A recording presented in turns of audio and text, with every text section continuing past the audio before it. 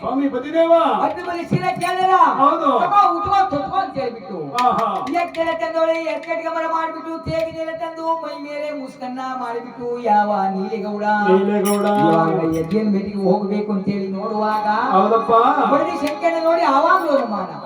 ನನ್ನ ಬಡ್ಡಿ ಸಂಖ್ಯೆನು ಇಷ್ಟೊಂದು ಹಾಂದ್ವಾ ಚಂದ್ವಾ ಕಾಣ್ತಿದ್ದಾಳಲ್ಲ, ಈ ಕಾರಣದಲ್ಲಿ ಓಡ್ಬಳೆ ಬಿಟ್ಟು ಯಾವತ್ತು ಹೋಗ್ಬೇಕಲ್ಲ ಅಂತ ಹೇಳ್ಬಿಟ್ಟು ನೀಲೇಗೌಡ ಸಂಖ್ಯೆನ ಮರ್ಯಾದೆ ಅಂತ ರೂಪನೆ ನೋಡಿಕೊಂಡು ಅಂದ್ರೆ ಇವತ್ತು ಭಗವಂತನ ಕಥೆ ಭಾಗ ಅಂತ ಹೇಳಿದ್ರೆ ನಮ್ಮ ಬ್ಲಡ್ ಪುರಾಣದಲ್ಲಿ ಯಾವ ನಮ್ಮ ನಮ್ಮ ನಂಜುಂಡ ಸ್ವಾಮಣ್ಣವರು ಭಗವಂತನ ಕಥೆ ಭಾಗ ನಡೆಸಬೇಕಾದ್ರೆ ಸುಮಾರು 1 ವರ್ಷದಿಂದ ಪ್ರಯತ್ನ ಪಟ್ಟಿದ್ದಾರೆ. ಮಾದೇಶ್ವರ ಸ್ವಾಮಿ ಕಥೆ ಭಾಗ ನಡೆಸಬೇಕು, ನನ್ನ ಕೈಲಾದಷ್ಟು ಅನ್ನದಾನ ಮಾಡ್ಬೇಕು ಅಂತ ಹೇಳಿ 1 ವರ್ಷದಿಂದ ಪ್ರಯತ್ನ ಪಟ್ಟಿದ್ದಾರೆ.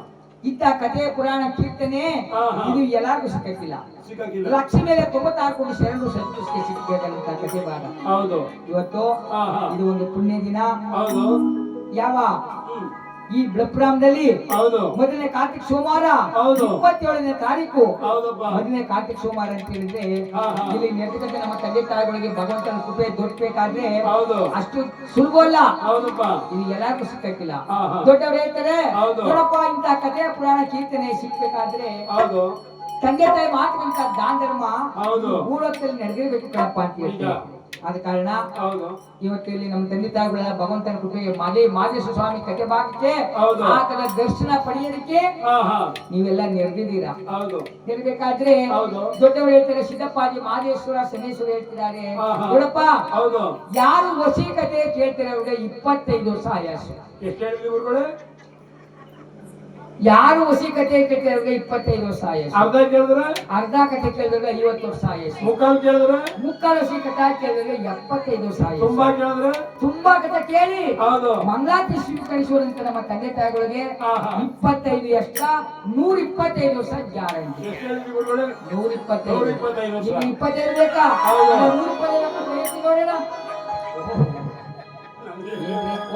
ಅಲ್ಲಿ ನೋಡಿ ಅಲ್ಲ ಮನೋ ಕೈ ಎತ್ಬಿಟ್ರು. ಏನಾದ್ರು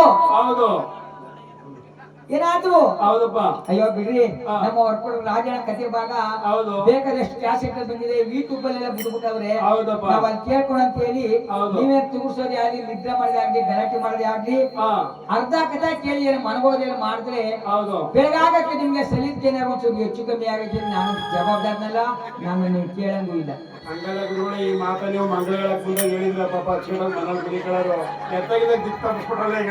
ಈ ಮಾತು ಮೊದ್ಲೇ ಅಂತಿದಿ.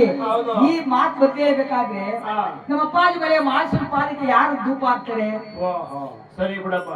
ಅದಕ್ಕಾಗಿ ನಾನು ಈ ಮಾತನ್ನ ಇವಾಗ ಹೇಳ್ತಿದ್ದೀನಿ. ಕಥೆ ಪೂರ್ಣ ಮಾಡಿ ನೀವು ಮಂಗಳಾರತಿ ಪಡ್ಕೊಂಡು ಮನಗೋಗ್ಬೇಕಾದ್ರೆ ಮಾದೇಶ್ವರ ಸಿದ್ದಪ್ಪಾಜಿ ಮಂತ್ರಿ ಇವತ್ತೇ ನಿಮ್ ಕಷ್ಟ ದೂರ ಮಾಡಿ ನಿಮ್ಗೆ ಮನಗೋಗ್ಬೇಕಾದ್ರೆ 10,000 ರೂಪಾಯಿ ಕಂತ ಸಿಗ್ಬೋದು. ಚೆನ್ನಾಗಿರೋದೆ 500-200 ಬಂದ್ರೆ ಅದೇ ಸಿಕ್ಬಿಡುತ್ತೆ. ಅಂದ್ರೆ ನೀವು ಬಕ್ಕ ನೋಡ್ಕೋಬೇಕು. ಹಿಂಗೆ ಹೋಗ್ಬಿಟ್ರೆ ಕಾಲೇಡು ಬಿದ್ದ್ಬಿಟ್ಟಿದ್ದಾರೆ. ಅಂದ್ರೆ ಕತೆ ಭಾಗ ಪೂರ್ಣ ಮಾಡಿ ಹೋದ್ರೆ ಏನಾದ್ರು ಅರ್ಧಕ್ಕೆ ಹೋದ್ರಿ ಬೆಳಗಾಗಕ್ಕೆ ಒಂದ್ ಕೈಗೆ ಕಾಲ ಎಫೆಕ್ಟ್ ಆಗುತ್ತೆ. ನಾನಂತ ಜವಾಬ್ದಾರ, ನಾನು ನೀವು ಕೇಳಂಗ ಎಲ್ಲ ಅಟೆಂಡೆನ್ಸ್ ಸಾಕೋರ ಯಾವ ಕಾರಣಕ್ಕೂ ಹೋಗಕ್ಕಿಲ್ಲ. ಇಲ್ಲ ಇಲ್ಲಿ ತಂದೆ ತಾಯಿಗಳೆಲ್ಲ ಮಾದೇಶ್ವರ ಸಿದ್ದಪ್ಪಾಜಿ ಮಂಟಲಿಗೆ ಲೆಕ್ಕ ಕೊಟ್ಟು ಬಂದು ಮಡಗ್ಬಿಟ್ಟವ್ರೆ. ನೀವು ಲೆಕ್ಕ ಬಿದ್ದೋಗಿದ್ದೀರಾ. ಹಂಗೆ ಒಂದೊಂದ್ ಕಂತ್ ಕಟ್ಟಿದ್ದೀರಾ. ಒಂದೊಂದ್ ಕಂತ್ ಕಟ್ಟಿದರೆ ಇನ್ನು 9 ಇದೆ. 9 ಕಂತ್ ಕಟ್ಟಿ ಪೂರ್ಣ ಮಾಡ್ಬಿಟ್ಟು ಮಾದೇಶ್ವರ ಸ್ವಾಮಿ ಪಾತ್ರ ಆಗ್ಬಿಟ್ರೆ ಅವರೇ ಪುಣ್ಯ ಮಾಡಿದವರು. ನಿಮ್ಗೆ ಇವತ್ತೇ ನಿಮ್ ಕಷ್ಟ ದೂರ ಮಾಡಿ ನಿಮ್ಗೆ ಸಿರಿ ಸಂಪತ್ತನ್ನು ಕೊಟ್ಟು ಮನೆಗೆ ಹೋಗ್ಬೇಕಾದ್ರೆ 10,000 ರೂಪಾಯಿ ಅಂತ ಸಿಗ್ಬೋದು. ಮಾದೇಶ್ವರ ಅಂತ ಹೇಳಿದ್ರೆ ಅಷ್ಟು ಸುಲಭವಲ್ಲ. ಹಬ್ಬ ಒಲಿದರೆ ಮಾದೇಶ್ವರ, ಹೌದು. ಒಲಿದೆ ಇದ್ರೆ ಎಂಟನೇ ಕಡೆ ಶನೇಶ್ವರ. ಹೌದಪ್ಪ ನಿಜ. ನಮ್ ಸ್ವಾಮಿಗಳಿಗೆ ಹೌದು. ಬಲಗಣ್ಣು ಭಾಗ್ಯ ಕೊಡಕ್ಕಂಡಂತೆ, ಕಣ್ಣು. ಎಡಗಣ್ಣು ಊರ್ಗಣ್ಣಂತೆ. ಹೌದು ಎಡಗಣ್ಣಲ್ಲಿ ಅರಗಣ್ಣು ಬಿಟ್ಬಿಟ್ರೆ ಹೌದಪ್ಪ ನಾನಾ ಕಷ್ಟ ಗುರಿ ಮಾಡ್ಬಿಡ್ತಾನಂತೆ. ಭಾರಿ ಕಷ್ಟ. ಬಲಗಣ್ಣಲ್ಲಿ ಹೌದು ಕಿಚ್ಚಿರ ತೆರೆದ್ಬಿಟ್ರೆ ಹೌದು ಸಿರಿ ಸಂಪತ್ತು ಐಭೋಗ ಹೌದು. ಆರೋಗ್ಯ ಎಷ್ಟು ಹೇಳಿದ್ರು ಗೊತ್ತಿಲ್ಲ ಬಲಗಣ್ಣ ಬಾಧ್ಯತೆ ಅಲ್ವೇ. ಹೌದು ಮಾದಪ್ಪ ಕೊಡುವಂತ ಭಾಗ್ಯ ಮರ್ಮಜ್ವಲ ತುಂಬಿ ತುಳುಕಾಡ್ತಿದೆ. ಮೂರೇ ಕೊಡುವಂತ ಭಾಗ್ಯ ಮೂರಿಗೆ ಸಾಧು ಅಂತ ಹೇಳ್ಬಿಟ್ಟು ಅಪ್ಪಾಜಿಮಲೆ ಮಾದೇಶ್ವರ ಶಿವ ಶಿವ. ಇನ್ನು ಹೌದು ಕಟ್ಟಾಟ ಶಂಕಮನಲ್ಲ. ಹೌದು ಯಾವ ನೀಲೇಗೌಡ ನೀಲೇಗೌಡ ಏ ಶಂಕರನೇ ಸ್ವಾಮಿ. ನಿನ್ನ ಹೌದು ಈ ಕಾಡ್ಮನೆಯಲ್ಲಿ ಹೌದು ತಪ್ಪಾಗ್ತೇವೆ ಅಂತ ನಾನು ಹೇಳ್ತೇ ಇಲ್ಲ. ಇಲ್ಲ ನೋಡು ಹೌದು. ಈ ಕಾಡ್ಮನೆಯಲ್ಲಿ ಹೌದಪ್ಪ. ಆಡು ಕೂಡ ಮೇಯಿಸ್ಕೊಂಡು ಬರ್ತಾರೆ, ಹಾ, ಹಾ. ಅಣ್ಣ ತಪ್ಪಿ ಬರ್ತಾರೆ, ಬರ್ತಾರೆ. ತಂದೆ ತಾಯಿ ಬರ್ತಾರೆ, ಹೌದು ಬೀಡಿ ಕೊಡಮ್ಮ ಅಂತ ಕೇಳ್ತಾರೆ. ಹೌದು ಇಲ್ಲ ಅಂತ ಕೇಳ್ತೀಯಾ? ಇಲ್ಲ. ಬೆಂಕಿ ಕೊಡಮ್ಮ ಅಂತ ಕೇಳ್ತಾರೆ. ಕೊಡ್ಲೇಬೇಕು. ಇಲ್ಲ ಅಂತ ಕೇಳ್ತೀಯಾ? ಹೌದು ನೀರ್ ಕೊಡಮ್ಮ ಕುಡಿಯಕ್ಕೆ ಅಂತ ಕೇಳ್ತಾರೆ. ಹೌದು. ಇಲ್ಲ ಅಂತ ಕೇಳ್ತೀಯಾ? ಇಲ್ಲ ಗುರುವೆ. ಏ ಶಂಕರನೇ ಸ್ವಾಮಿ. ಅದಲ್ಲದಾಗಿ ಹೌದು ನಾನು ಆ ಸೀಮೆಗೆ ಹೋರಾಟ, ಆ ಸೀಮೆಗೆ ಹೋರಾಟ, ಆ ಸೀಮೆಗೆ ಹೋರಾಟ, ಆ ಬಡಗರ ರಾಜ್ಯ ಗೆದ್ದವನೇ, ಆ ಬಡಗರ ಶಕ್ತಿ ಗೆದ್ದವನೇ, ಆ ಬಳೆಯೋ ಬಳೆಯೋ ಗೆದ್ದವನೇ, ಆ ಬಡಗರ ಶಕ್ತಿ ಗೆದ್ದಿಯೋ, ಆ ಬಾಳೆಯ ಮರದ ಅಂಟಿಯೋ, ಮನೆಗೆ ನಾನು ಹಾಕಿಯೋ. ನೀನೋ ಬಾಳೆಯ ಮರದ ಅಂಟಿಯೋ, ಮನೆಗೆ ನಾನು ಹಾಕಿಯೋ. ನೀನ ಚಂದು ತೋಳ ನಾವು ಚಂದ್ರಿ ಬರುವ ನಮ್ಮ ಕಾಸಿಗೆ ನೀನು, ಆ ಕಾಸಿಗೆ ಬರುವೆ, ಆ ನಿರ್ಮೋಗ ಅವನು ನೋಡ್ತಾನೆ, ಆ ಅನುಮೋಗ ನೀನು ನೋಡ್ತೀಯ. ಸಂಸದ ಮಾತ ಹಾಕಿಯೋ, ಕೇಳೋ ಕೇಳೋ ಶಂಕರನೇ, ವರಮ ಬುದ್ಧಿ ಕೊಡ್ತಾನೆ, ನೀನು ವಹಿಸ್ಕೊಂಡು ಹೋಗ್ತವನೇ.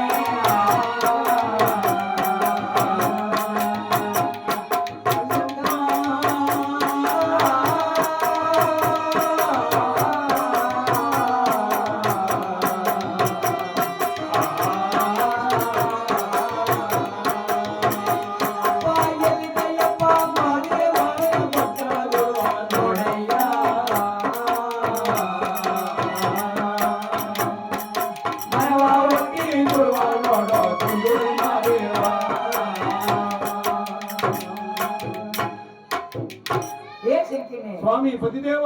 ನಾನು ಆಸೆಗೆ ಹೋದಾಗ ಹೌದು ಬಳಗ ರಾಜ್ಯದೊಬ್ಬ ಬಳಗ ಶಕ್ತಿ ಬಂದು ಬಳೆಯ ಬಳೆ ಅಂತ ಸಾರಿದಾಗ ಬಳಗ ಶಬ್ದ ಕೇಳಿಬಿಟ್ಟು ಕೇಳು ಶಂಕರನೇ. ಹೌದೌದು ಆ ಬಳಗ ಶಬ್ದ ಕೇಳಿಬಿಟ್ಟು ಹೌದಪ್ಪ. ಬಾಳೆ ಬಳಗ ಅಂತ ನೀ ಕರೆದಾಗ ಕರ್ನಾಗ ಬಳಗ ಶಕ್ತಿ ನಿಮ್ಮ ಮನೆ ಮುಂಭಾಗದಲ್ಲಿ ಬಂದಾಗ ನೀವು ಒಂದು ಮಂದಿರ ಆಸ್ತಿ ಹೌದು ಮಂದಿರ ಆಸ್ಬಿಟ್ಟು ಹೌದು ನಿನ್ನ ತುಳುಗಳನ್ನ ಬಂದಾಗ ಅವನು ಚಂದುಳಿ ಬಳೆಯನ್ನ ಕೊಡ್ತಾನೆ, ಕಾಸಿನ ನೀನು ಕೊಡ್ತೀಯ, ಕಾಸಿನ ಅಂತ ಪಕ್ಷದಲ್ಲಿ ಶಂಕೆನ್ನೆ. ಹೌದೌದು ಕಾಸಿನ ನೀನು ಕೊಡ್ತೀಯ, ಆಹಾ. ಕಾಸಿನ ಪಕ್ಷದಲ್ಲಿ ಹೌದು ನಿನ್ನ ಮುಖ ಅವ್ನು ನೋಡ್ತಾನೆ, ಅವನ ಮುಖ ನೀನ್ ನೋಡ್ತೀನಿ. ನೀ ನೋಡ್ತೀಯ.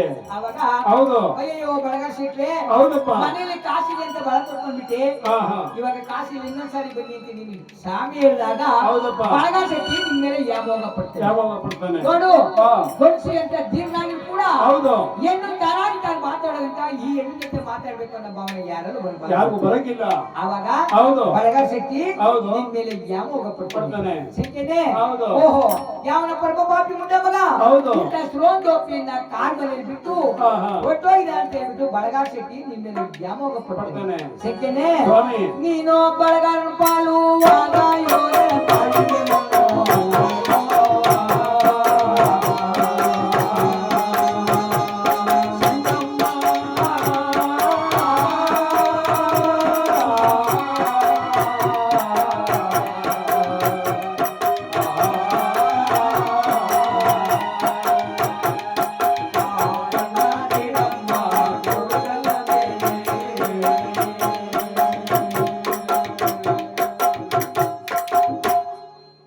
ಹೌದಪ್ಪ.